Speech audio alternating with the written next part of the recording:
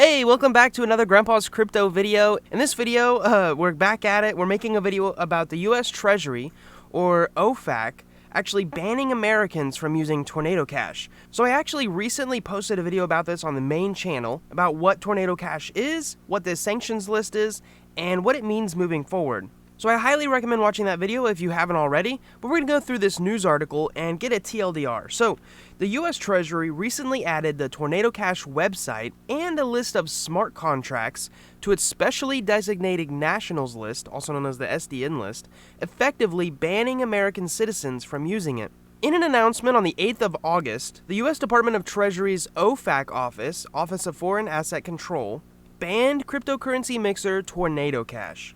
So first off, if you don't already know, what is Tornado Cash? It's basically a decentralized, non-custodial protocol that promotes transaction privacy.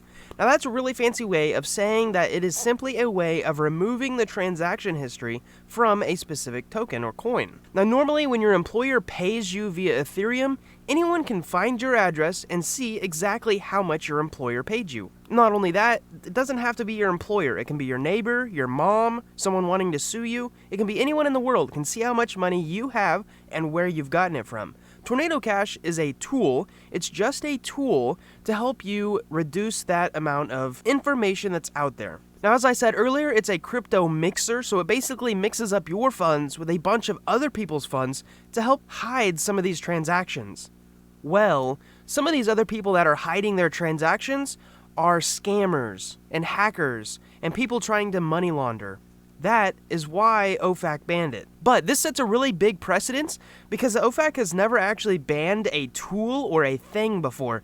In general, the SDN list is reserved for people or governments or organizations, not things. Some people are kind of like using the analogy that OFAC doesn't really ban roads, even though illegal things happen on roads. They don't ban the internet, even though illegal things happen on the internet.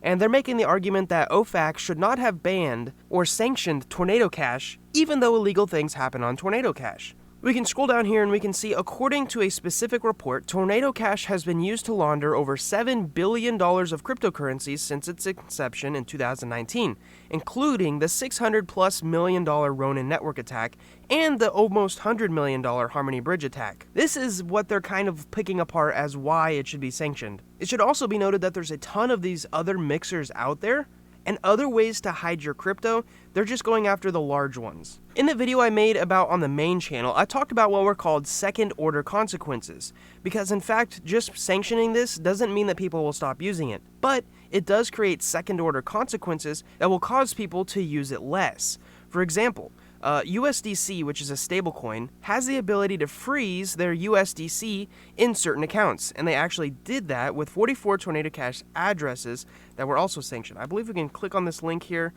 and you can see the actual list of addresses that were sanctioned. Man, that's scary. I would hate for my address to show up on .gov website. But we can keep reading, and we can see that actually the developers of the protocol have also had their GitHub account removed. Now, this is actually a really scary thing. I've seen quite a few tweet threads about how sanctioning code is similar to sanctioning free speech, since in the past, code has been set as precedence as a form of free speech. But these second-order consequences that we're just now seeing, it's been around a week now since it's been sanctioned, are really interesting. For example, seeing that the GitHub account of the developers was suspended, seeing that the website is already down, like DNS can't be resolved on it, seeing that other decentralized apps are actually blocking people who are on the sanctioned address list, or people who actually were dusted with Ethereum. So basically this means someone had money in Tornado Cash, they took it out, and then they sent it to famous people.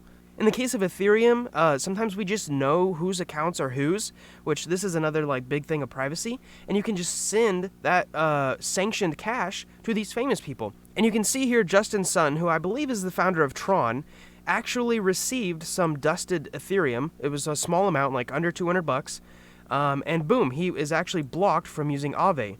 And this is another really scary thing, that decentralized applications can, or rather be forced to block certain addresses from participating on their front end due to sanctions. So I'm going to wrap this video up. It's been a little while since I've made one of these videos.